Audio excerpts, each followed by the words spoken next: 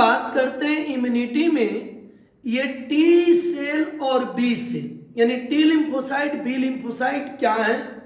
अगर बात करोगे तो हमारे पास बेटा जो बोन होता है ना, हमारे बोन के अंदर जो बोन मैरो होता है, एकदम सेम मच्छरदानी जो होता है ना उसी की तरह ठुसा हुआ अंदर में बोन मैरो होगा। और ये जो बोन मैरो होता है ना, ये बनाता है लिम्फोसाइट प्रिकर्सर सेल, जिसे स्टीम सेल कहते हैं। और ये लिम्फोसाइट प्रिकर्सर सेल का 80% सेल हमारे थाइमस ग्लैंड में चले जाता है, जो ब्रेस्ट यानी हार्ट के पास या ब्रेस्ट बोन के पीछे में होता है। बाइलोब्ड ग्लैंड है, इसे एजिंग ग्लैंड कहते हैं। उम्र के साथ धीरे धीरे ये ग्लैंड रिड्यूस करता है, यानी 5 साल के अंदर ज्यादा अच्छा डेवलप होता है, इसीलिए वैक्सीन वगैरह आपका 5 इयर्स के अंदर दिया जाता है। अब ये जो आपका टी सेल है ना, ये करेगा क्या? एक सप्रेसर, जो किसी पैथोजन को सप्रेस शांत करना, मेमोरी, फ्यूचर अटैक के लिए, अगर पैथोजन दोबारा कभी आए उसको पहचान करके मारना। और एक आपका तैयार करेगा किलर यानी साइटोटॉक्सिक, ये क्या निकालेगा?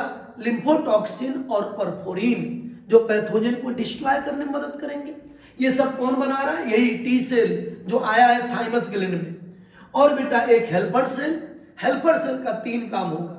एक काम होगा साइटोकाइनिन को रिलीज करना, दूसरा ये किलर सेल को यानी साइटोटॉक्सिक को पॉजिटिव इफेक्ट देना कि तुम लगातार आपका लिम्फोटॉक्सिन या परफोरिन सेक्रेट करो, और तीसरा काम जो हमारे बोन मैरो में वो जो 20% स्टीम यानी लिम्फोसाइट प्रिकर्सर बच गए थे, इसको क्या करेगा? एक्टिव करके बनाएगा प्लाज्मोब्लास्ट सेल, और इससे बनेगा मेमोरी फॉर फ्यूचर वर्क, और यहां पर बनेगा प्लाज्मा सेल, और इसी प्लाज्मा सेल से ये 5 तरह के एंटीबॉडी बनेंगे।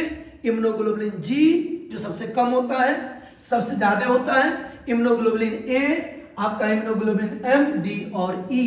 ये जो हमारी एंटीबॉडी है इसको ह्यूमरल इम्यूनिटी कहते हैं, क्योंकि एंटीबॉडी ये हमारे ब्लड प्लाज्मा में पाया जाता है।